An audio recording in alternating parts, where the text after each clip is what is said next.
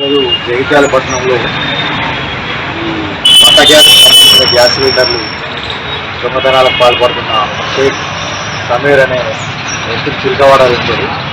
గత కొద్ది రోజులుగా మన జగిత్యాల పట్టణ వ్యాప్తంగా మన ఇళ్లలో దూరి ఆపోడు వాళ్ళు చేసి బయట ఉన్న సిలిండర్లను దొంగతనం చేసి అమ్ముకుంటా ఉన్నారు. అతని పైన 7 కేసులు నమోదైంది.